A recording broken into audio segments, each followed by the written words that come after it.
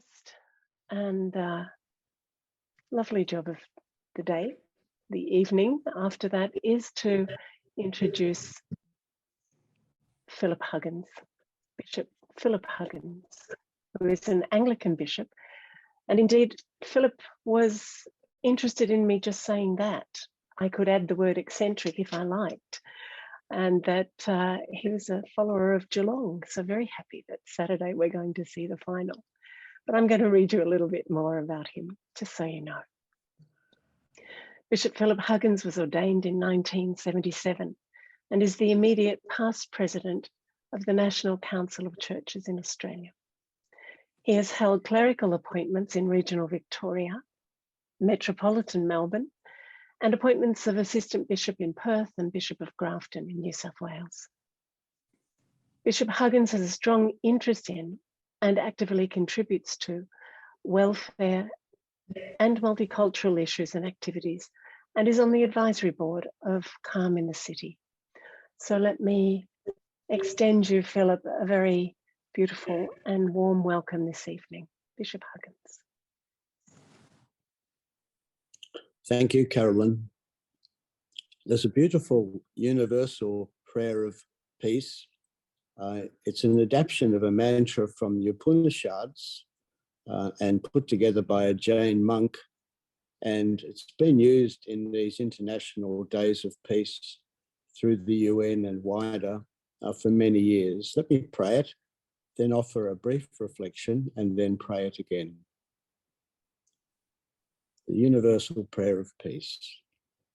Lead me from death to life, from falsehood to truth. Lead me from despair to hope, from fear to trust. Lead me from hate to love, from war to peace. Let peace fill our heart, our world, our universe.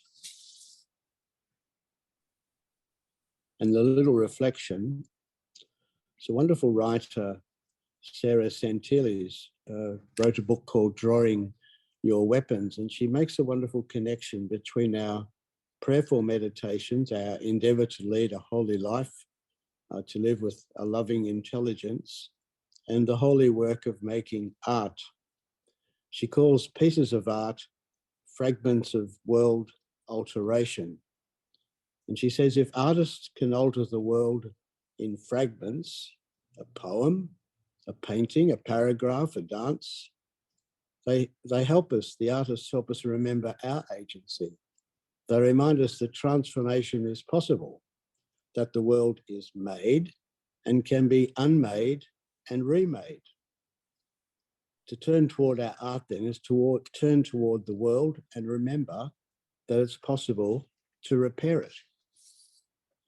She writes, and we all feel this, the urgency of this task of repair with some of the events of the year and the sadness and suffering we're aware of in the human family, including that caused by the cruelty of racism.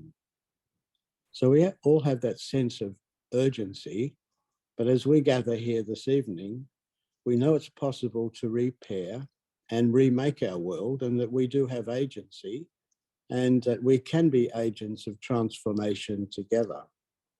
There is a unifying and universal consciousness evolving in the human family, in the diversity of the human family, a point of connection,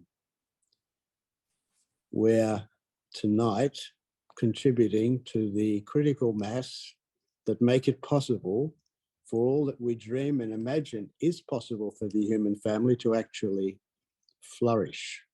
So we're, in this time together, contributing our little fragment of world alteration with our prayers and our meditations. So let me again pray this universal prayer for peace, putting it in the plural. Lead us from death to life, from falsehood to truth. Lead us from despair to hope, from fear to trust. Lead us from hate to love, from war to peace. Let peace fill our hearts, our world, our universe. Amen.